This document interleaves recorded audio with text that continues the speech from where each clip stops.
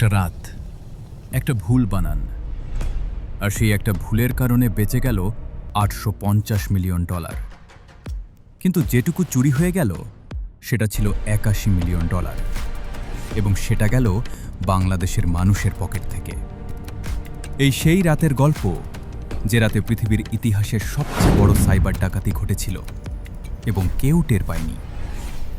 সালটা 2016, মাস ফেব্রুয়ারি। ঢাকার মতিঝিলে অবস্থিত বাংলাদেশ ব্যাংক দেশের কেন্দ্রীয় ব্যাংক, যেখানে গোটা বাংলাদেশের বৈদেশিক মুদ্রা রিজার্ভ রক্ষিত থাকে। এই ব্যাংকের নিউ ইয়র্কের ফেডারেল রিজার্ভে একটি অ্যাকাউন্ট আছে, যেখানে সেই সময় ছিল প্রায় $1 বিলিয়ন। এখন ভাবুন, এই টাকা বাংলাদেশের জনগণের, দেশের অর্থনীতির মেরুদণ্ড। আর এই টাকার দিকেই চোখ পড়েছিল এমন কিছু মানুষের, যারা বন্দুক হাতে ডাকাতি করে না, যারা ডাকাতি করে কিবোর্ড দিয়ে। গল্পটা শুরু হয়েছিল আরও অনেক আগে। 2015 সালের শেষ দিকে কিছু হ্যাকার, যাদের পরে সন্দেহ করা হয় উত্তর কোরিয়ার কুখ্যাত ল্যাজারাস গ্রুপ, তারা বাংলাদেশ ব্যাংকের একজন কর্মীকে একটি সাধারণ ইমেইল পাঠায়। ইমেইলে ছিল একটি চাকরির আবেদন, সাথে একটি ফাইল।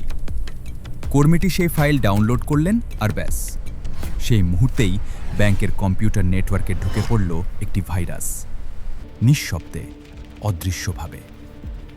কেউ জানল না, কেউ টের পেল না। হ্যাকাররা মাসের পর মাস ব্যাংকের ভেতরে ঘুরে বেড়াল, কর্মীদের পাসওয়ার্ড দেখল, সুইফট মেসেজিং সিস্টেম শিখল, ট্রানজ্যাকশনের ধরন বুঝল। তারা অপেক্ষা করছিল সঠিক মুহূর্তের। সেই মুহূর্ত এলো 4 ফেব্রুয়ারি 2016 সালের রাতে। ঢাকায় তখন রাত, বাংলাদেশ ব্যাংক বন্ধ, কারণ পরদিন ছিল বাংলাদেশের সাপ্তাহিক ছুটি, শুক্রবার। নিউ ইয়র্কে তখন দিন, ফেডারেল রিজার্ভ খোলা।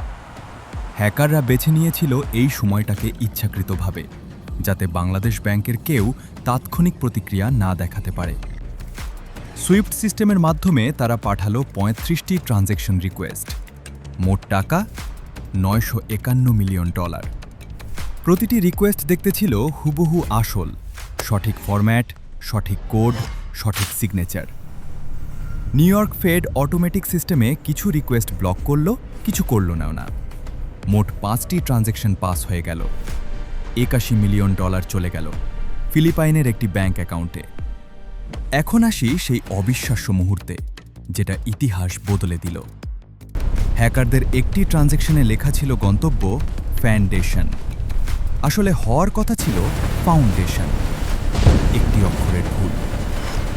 ডয়েচ ব্যাংকের একজন কর্মী সেটা দেখে সন্দেহ করলেন এবং সেই ট্রানজ্যাকশন আটকে দিলেন। সাথে আরও অনেক রিকোয়েস্ট ব্লক হয়ে গেল। যদি সেই একটি বানান ঠিক থাকত, যদি সেই কর্মীর চোখে না পড়ত, তাহলে বাংলাদেশ হারাত $951 মিলিয়ন, পুরো বৈদেশিক রিজার্ভের একটা বড় অংশ। একটি দেশের অর্থনৈতিক ভিত্তি নড়ে যেত। কিন্তু 81 মিলিয়ন, যেটা ইতিমধ্যে গিয়েছিল, সেটা আর ফেরেনি। পরদিন শনিবার, বাংলাদেশ ব্যাংক ছুটিতে, কেউ জানে না। রবিবার যখন অফিস খুলল, তখন প্রিন্টারে সমস্যা দেখা গেল সুইফট মেসেজ প্রিন্ট করতে। অদ্ভুত, তাই না? তদন্তে বেরিয়ে এলো সেই প্রিন্টারের ত্রুটি ছিল না, আসলে সফটওয়্যারে হেরফের করা হয়েছিল যাতে রেকর্ড লুকানো যায়। তখনই বোঝা গেল ভেতরে কিছু একটা ঘটেছে। বাংলাদেশ ব্যাংক ফিলিপাইনের আরসিবিসি ব্যাংকে যোগাযোগ করল, কিন্তু ততক্ষণে দেরি হয়ে গেছে। টাকা ক্যাসিনোতে ঢুকে গেছে। ম্যানিলার ক্যাসিনোগুলোতে নগদ হিসেবে লন্ডার করা হয়েছে। ক্যাসিনোর টাকার উপর আন্তর্জাতিক আইন কাজ করে না সহজে। 81 মিলিয়নের মধ্যে প্রায় $15 মিলিয়ন উদ্ধার করা গেছে। বাকি 66 মিলিয়ন এখনও নিখোঁজ। তাহলে কারা করল এই কাজ? আমেরিকার FBI এবং সাইবার নিরাপত্তা সংস্থাগুলোর তদন্তে উঠে আসে একটি নাম, ল্যাজারাস গ্রুপ। উত্তর কোরিয়ার রাষ্ট্রীয় মদতপুষ্ট একটি হ্যাকার দল, যারা এর আগে সোনি পিকচার্স এবং ওয়ানাক্রাই র্যানসমওয়্যার আক্রমণের সাথেও যুক্ত ছিল। 2021 সালে আমেরিকার বিচার বিভাগ 3 জন উত্তর কোরিয়ান নাগরিকের বিরুদ্ধে চার্জ দাখিল করে। কিন্তু উত্তর কোরিয়া কোনো অভিযোগ স্বীকার করেনি। তারা কখনো আন্তর্জাতিক আদালতে আসবে না। আর এই চুরির পেছনে যদি সত্যিই একটি রাষ্ট্র থাকে, তাহলে ন্যায় বিচার পাওয়া প্রায় অসম্ভব। বাংলাদেশ ব্যাংকের গভর্নরকে পদত্যাগ করতে হয়েছিল। অনেক প্রশ্ন উঠেছিল ব্যাংকের নিরাপত্তা ব্যবস্থার দুর্বলতা নিয়ে। কিন্তু যে ক্ষতি তৈরি হয়েছিল সেটা শুধু টাকার না, The shields are cracking. বিশ্বাসের। Ransom note just আজ updated. Get the 2026 team সালে দাঁড়িয়ে ভাবুন, now. ডিজিটাল যুগের যুদ্ধ আর বন্দুকে হয় না। এই যুদ্ধ হয় কোড দিয়ে, ডেটা দিয়ে এবং একটু অসতর্কতার সুযোগ দিয়ে। বাংলাদেশ ব্যাংকের সেই রাত আমাদের শিখিয়েছে ডিজিটাল নিরাপত্তা মানে শুধু পাসওয়ার্ড দেওয়া না, এটা একটা জাতীয় দায়িত্ব।